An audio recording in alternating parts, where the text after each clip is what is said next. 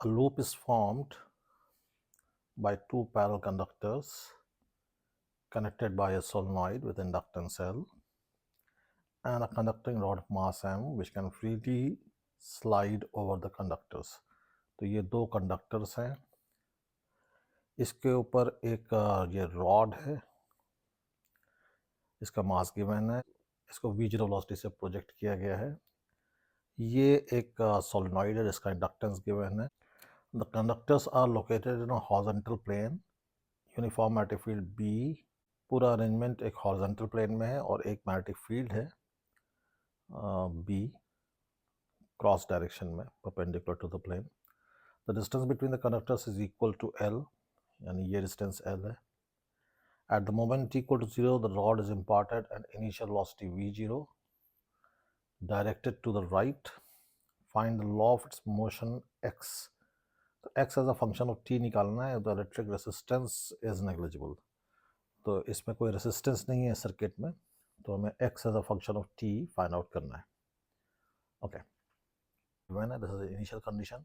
कुछ टाइम के बाद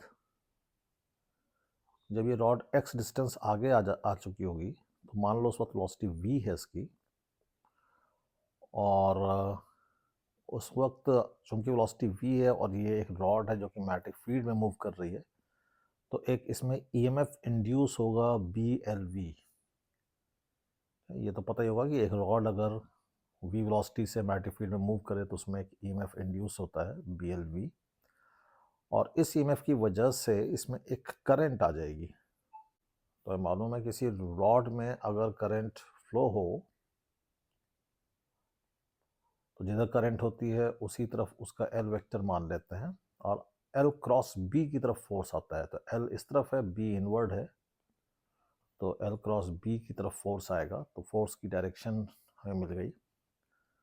सो I L क्रॉस B, तो एक ऐसा फोर्स लगेगा इस पर। तो ये सिचुएशन है। तो रॉड पे अगर न्यूटन्स लॉ लिखें, this direction is taken as plus, तो इस रॉड पे जो फोर्स लग रहा है वो निगेटिव डायरेक्शन में लग रहा है, and that should be equal to ma। a को मैं लिख रहा हूँ d2x by dt square, x का डबल डेरिवेटिव। ओके, अब मैं इस सर्किट का KVL लिखने जा रहा हूँ। तो सर्किट का KVL लिखो तो जैसे यहाँ का पोटेंशियल 0 है तो यहाँ का हो जाएगा BLV, फिर ये BLV यहाँ तक आएगा। फिर हमें मालूम है कि किसी इंडक्टर में करंट के लॉन्ग अगर मूव करें तो पोटेंशियल में कमी आती है उस डायरेक्शन में जाने पर, और कितनी कमी आती है LdI/dt। फिर यहाँ का पोटेंशियल वही होगा जो ये 0 है,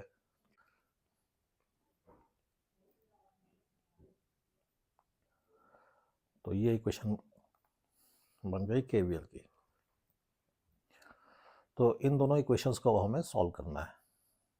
तो कैसे करें, देखो इसको मैं एक बार डिफरेंशिएट करने जा रहा हूँ, और v का डिफरेंशिएशन a लिख लो, चाहे d2x/dt स्क्वायर लिख लो।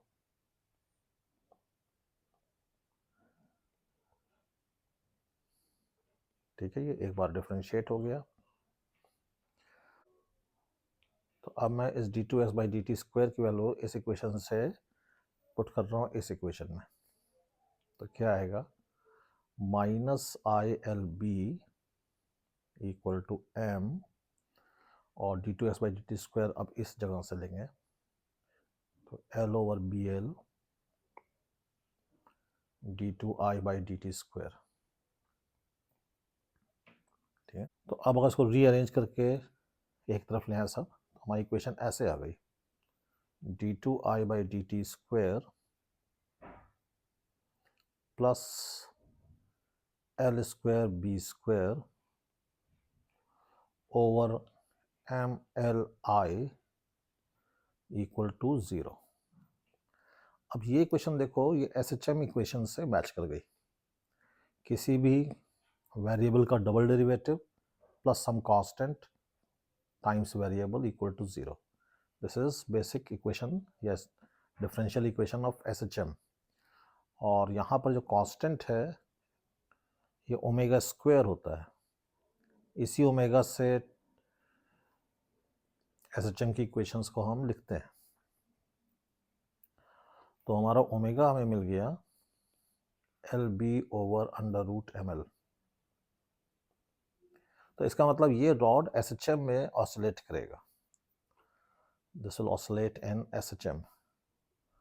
तो ये रॉड हमारा ऐसे ऑसिलेट करेगा इन एसएचएम। और इसकी मीन पोजीशन कहाँ हो? इस सिस्टम की कुल एनर्जी देखो तो इतनी है, हाफ एम वी स्क्वायर जो रॉड में होगी plus half L I square जो स्टोर होगी इंडक्टर में, और ये टोटल एनर्जी कांस्टेंट रहेगी क्योंकि कोई रेसिस्टेंस नहीं है, यानी कोई डिसिपेटिव फोर्सेस नहीं है। अब क्या होगा, जब V की वैल्यू मैक्सिमम होगी V0, तो उस वक्त करंट ज़ीरो होगा, और उस वक्त करंट ज़ीरो होगा तो फिर फोर्स भी ज़ीरो होगा क्योंकि फोर्स ILB था। तो फोर्स की ज़ीरो होने वाली कंडीशन ये है, V की वैल्यू जब V0 है यानी स्टार्टिंग पोजीशन, तो स्टार्टिंग पोजीशन पे फोर्स ज़ीरो है, और फोर्स ज़ीरो कहाँ होता है? मीन पोजीशन पे होता है। तो ये जो स्टार्टिंग पोजीशन है ये हमारी मीन पोजीशन है। तो इसी के अबाउट ऑसिलेशन होगा ऐसे, इसी के अबाउट। तो इस तरीके से हमें समझ में आया कि ये एक एसएचएम होने वाला है इस रॉड का, और वो अपनी मीन पोजीशन से पॉजिटिव डायरेक्शन में चलना शुरू हुआ है और वो एसएचएम में मूव करेगा।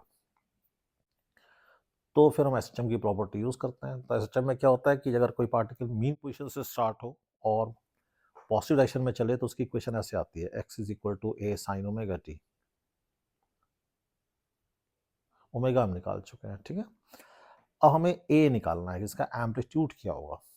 तो फर्दर हमें ये पता है कि जो मीन पोजीशन पे वेलोसिटी होती है, इसी को डिफरेंशिएट कर लो चाहे,